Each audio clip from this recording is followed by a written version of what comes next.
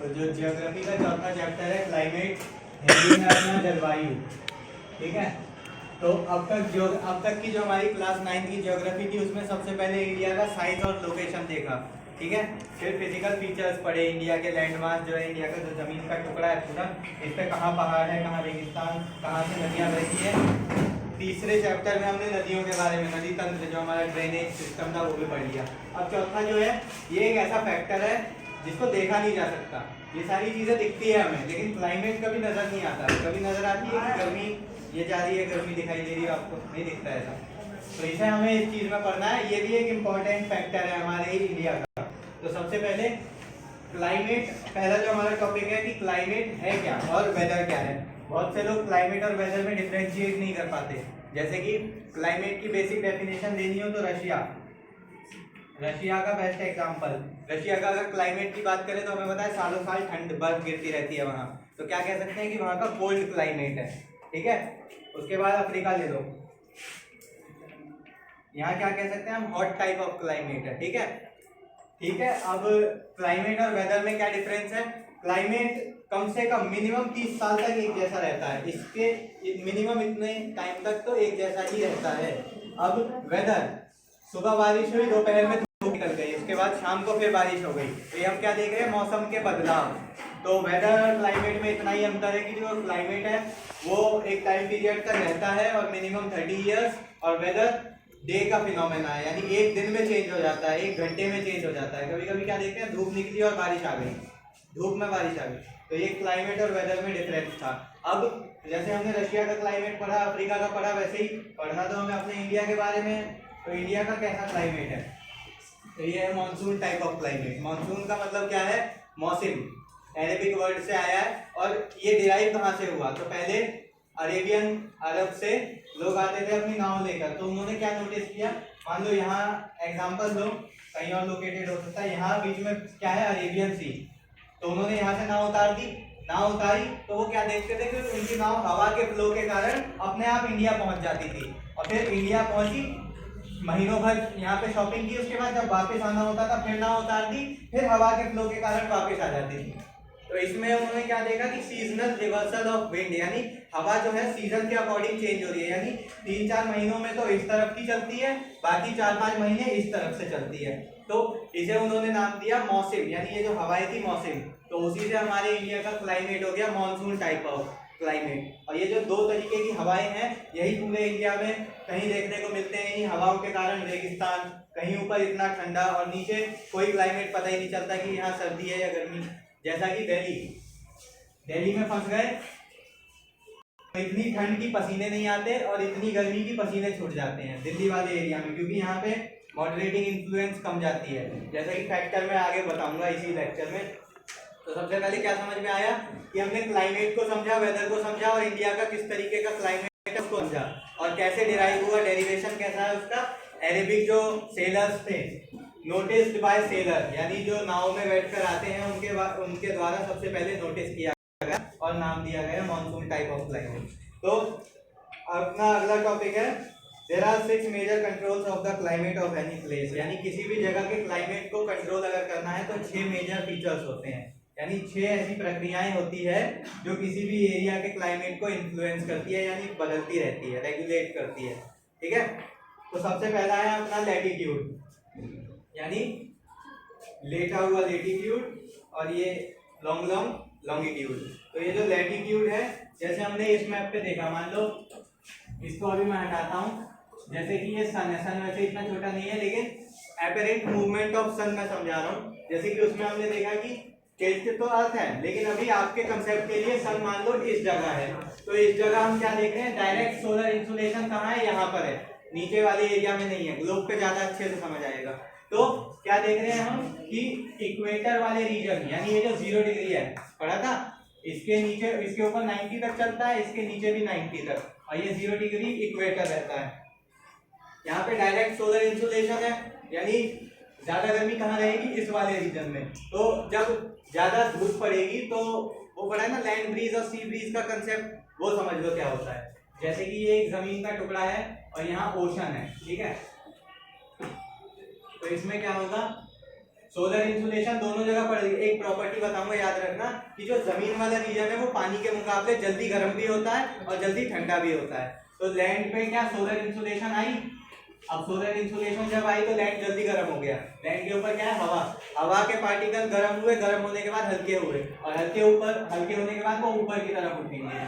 अब डिफ्यूजन याद करो, साइंस की प्रोसेस, कंसेंट्रेशन और मतलब कि जो जहाँ पे ज्यादा मॉलिक्यूल्स का कंसेंट्रेशन होता है वो लो कंसेंट्रेशन की तरफ मूव करते हैं, यानी यहाँ जो हवा है वो डेंस है, या मतलब यहाँ गर्म हो गया ऊपर हो गई और इनके बीच जगह भी आ गई। पढ़ा है कि जब पानी के मॉलिक्यूल पास पास होते हैं और जैसे जैसे गर्म करो तो मॉलिक्यूल और दूर होते हैं और भाप बन के उड़ जाते हैं, ठीक है।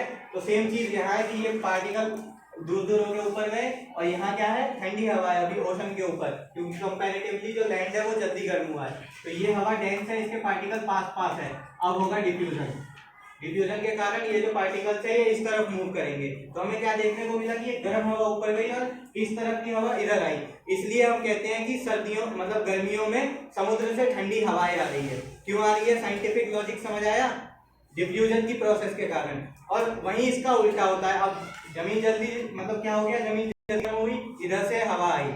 अब पानी दिन भर में गर्म होता है और उतना ही टाइम लेता है क्या होने में, ठंडा होने में। तो हम मान लो यहाँ पे कोई शिप है, तो ये शिप के लोग क्या नोटिस करेंगे कि रात के टाइम जमीन जल्दी गर्म हुई थी, अब जल्दी ही ठंडी भी हो गई। तो लेकिन यहाँ तो पानी ने पूरा दिन लगाया गर्म होने में, गर्म नहीं हुआ, इसके पार्टिकल उड़ रहे हैं। अब रात के टाइम क्या हो रहा है, इसके उड़ रहे हैं और यहाँ से इधर आ रहा है। तो दिन में समुद्र से ठंडी हवाएं और रात के टाइम में जमीन से। तो इसे कहते हैं सी ब्रीज और लैंड ब्रीज का कंसेप्ट। तो हमने क्या देखा, हवाओं का बदल रहा है, तो क्लाइमेट चेंज हो रहा है, जलवायु चेंज हो रही है। समझ में आया, लैटिट्यूड का हिसाब मैंने समझा दिया कि इस लैटिट्यूड पे जब डायरेक्ट सोलर इंसुलेशन होगी, तो मान लो यहाँ समुद्र है और यहाँ कोई कंट्री है, तो यहाँ पे होगा लैंड ब्रीज और सी ब्रीज होगा ना। तो अब यहाँ पे हमने क्या देखा कि लैटिट्यूड की वजह से क्लाइमेट कंट्रोल हो गया, ये था पहला फैक्टर। दूसरा है एल्टीट्यूड। एल्टीट्यूड का मतलब होता है कि ऊंचाई, जैसे कि हमारे यहाँ सबसे ज्यादा हायर एल्टीट्यूड है, हमारे यहाँ कह लो, पड़ोसी देशों में कह लो माउंट एवरेस्ट। एल्टीट्यूड का मतलब ऊंचाई, जैसे पर्वत श्रृंखला तो माउंट एवरेस्ट सबसे ज्यादा हमारे यहाँ। एल्टीट्यूड कैसे किसी भी जगह का टेम्परेचर इन्फ्लुएंस कर सकता है, जहाँ पे एल्टीट्यूड ज्यादा होता है यानी ऊंचाई ज्यादा होती है, ऊपर जितना जाओगे आप एयर का प्रेशर कम होगा, उसके कारण टेम्परेचर कम होगा। एक चीज याद रखो, साइंस का ही कंसेप्ट है, जैसे कि नाइट्रोजन गैस इवॉल्व हुई, ठीक है, आप लोग व्हीकल का यूज किया आपने, उससे नाइट्रोजन गैस इवॉल्व हुई। अब ये जो नाइट्रोजन गैस है ये ऊपर उड़ेगी, ऑक्सीजन से रिएक्ट हो जाएगी और नाइट्रोजन ऑक्साइड बनाएगी। उसके बाद ये जो नाइट्रोजन ऑक्साइड है फिर ऑक्सीजन से रिएक्ट होगा, तो ये क्या बना देगी, HNO3 बना देगी। अब ये जो HNO3 है, हमने क्या देखा कि जितने भी डस्ट पार्टिकल है वो ऊपर जाते हैं और जब रेन ड्रॉप यानी जो मॉइस्चर होता है ना, वो ऐसे ही डस्ट पार्टिकल को ढूंढता है कि उसके अराउंड सारा इकट्ठा हो जाए और क्लाउड फॉर्मेशन करे।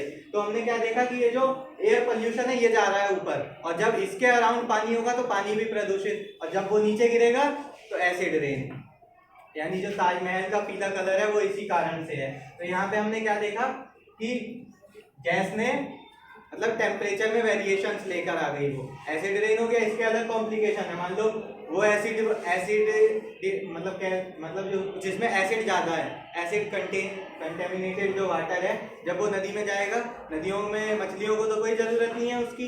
अब जिस चीज़ की बॉडी को ज़रूरत नहीं है वो क्या है, हमारे लिए पॉइजन है। तो वहाँ पे इकोसिस्टम भी हमारा क्या हो गया, डिस्टर्ब हो गया।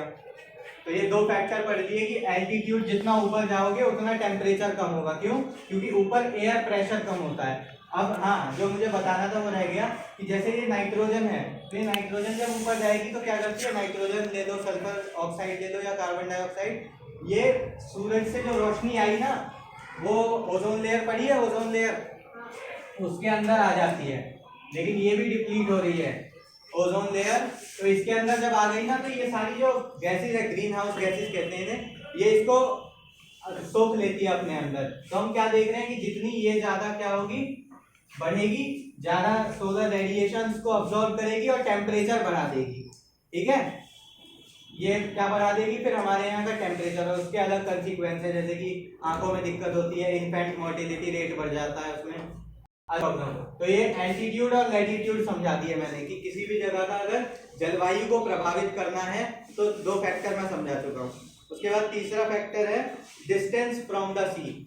वही वाली बात, ये जल्दी खत्म हो जाएगा। जैसे ये गुजरात वाला रीजन है, ठीक है, गुजरात बगल में है समुद्र, यहाँ लैंड ब्रीज सी ब्रीज का कंसेप्ट चलेगा, यानी इधर भी ठंडी हवा जाएगी और इधर से भी आएगी। तो क्या इस जगह का टेम्परेचर लगभग सेम रहेगा।